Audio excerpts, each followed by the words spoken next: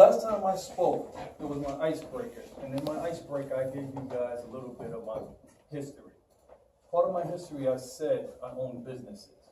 I never said what I owned. I owned barbershops. Now, the history of me getting into the barbershop is I've always been a barber my whole life since the day I stepped out of high school. Even prior to high school, got haircut class before school. But as I grew up in that business, going on barber school, getting my master's license, so forth and so on, I was working with a gentleman who did the same thing I did and owned what I wanted to own. I told somebody years prior, when I first got into the business, I said, they asked me, so what are your accomplishments? What do you want to do with this? And I said, just off the top of my head, thinking fast, speaking real quick, I said I want to own my own business by the age of 25. Just to shut them up, get them off my back. So as time goes on, I'm going to fast forward through some things. Time goes on, I start to see me partying and I'm hanging out and I'm making money and I'm meeting people and having a great time with my life from the age of 19 till 25. And then somebody came to me later on and says, hey, how's it going with opening that barbershop? And I was like, man, I did say I was going to do that. And if you guys remember last week, well, 2 weeks ago, when I did a table topic, they asked me what my biggest fear was. And I said, failure is my biggest fear. When I said I was going to do something and didn't do it in the time I said, I almost fell apart. I was no good. I was like, oh my goodness, I said I was going to do something and I didn't do it. I had about 4 to 5 months before I was turning the age of 26 to accomplish this. I said I was going to open up a barbershop at 25, so I got on my hustle. I went to the people that I worked with and I said, hey, I think I'm going to go ahead and start to open up my own barbershop. You know, you guys have been great. We've been working together for 6, 7 years, but I want to venture out on my own. One of my good friends, close buddies, co-workers, looked at me in my eyes and said, you're stupid. Stupid? When you talk to me in that manner, you know what I hear? Challenge. Challenge. That's all I hear is challenge. So I put my head down and I ran forward. I looked up at the clock and I knew I was turning 26, March 7th of 2001. I was going to be 26 years old. And I started this journey about October of 2000. So putting my head down and I'm going forward. And I'm going forward and I look up. I had no money. I had nothing in the savings. I had nothing in my bank account because I was partying and hanging out and doing everything I should have been doing at 20, but wasn't doing what I said I wanted to do. I wasn't ready. So I went to the bank. I tried to get loans. Credit wouldn't get it. I didn't have the credit.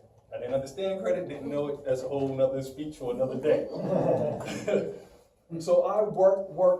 I looked literally, and I'm not lying, I was digging in sofa couches, looking for loose change, whatever was in the ashtray, and I did it. I got everything on my own, and I worked, and I hustled. I busted my behind, day in and day out. That term, blood, sweat, and tears, is a literal term, because I really putting that barbershop together. I sweat working in it day and night, never stopped. And crying, oh, we cried. There was a lot of nights of crying. As I went on, and I kept my head down, I finally looked up. And a few months later, I seen the doors finally open. And I was like, okay, I got it open. Now what do I do? Believe it or not, that was the easy part, was opening it. Because a month later, there was this man in this little blue uniform with a statue on his side. He walks in and says, good afternoon, and hands me a stack of mail.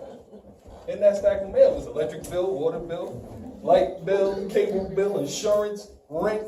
And I was like, oh my goodness. The easy part was opening it. The hard part is keeping it. Again, challenge. That's all I heard. Put my head down again, and I went forward. Meeting people, greeting people, in the grocery stores, mothers with kids, fathers with sons, getting any and everybody I can to get to my business to help me keep it open. I never went to school for business. I never had anybody teach me. So everything I did, I learned on the fly. I learned on my own. That's what I did. I have a lot of knowledge now that I can give to somebody, but I never had anybody to teach me. So if I know I can do it, anybody can do it. As I kept my head down, a few months later, year later, 2 years later, I look up and I see people walking down the streets with my logo on their t-shirts, Uncle Bill's Unlimited Barbershop. I see my visors I had made, UBU, Uncle Bill's Unlimited Barbershop. I seen a commercial, I heard a commercial on the radio. I hear people talking, I see flyers, I hear little kids. One of the greatest accomplishments of me opening a barbershop, and we're speaking about Halloween earlier, correct? Is one of the ladies came in with her son, who I was cutting since he was a tiny baby. I gave him his first haircut. But she told me that the kids was in the room playing, and they was playing dress up. And one of the kids said, "Mommy, I want to be Uncle Bill."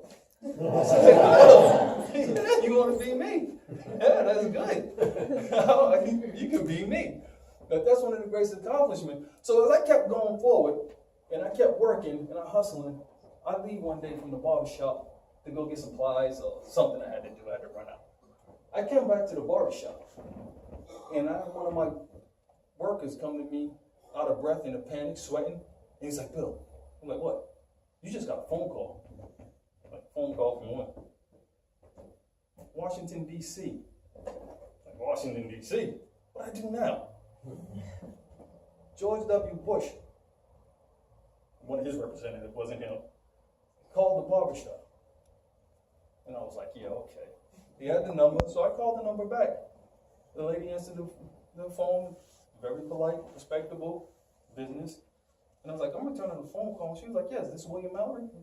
"This is." She was like, "You should be honored to get this phone call." I was like, "Honored for what?" "George Bush would like for you to come to Washington, D.C. and do a speech on small business owners." I was actually recognized in the city of Boston for being the youngest business owner in Boston.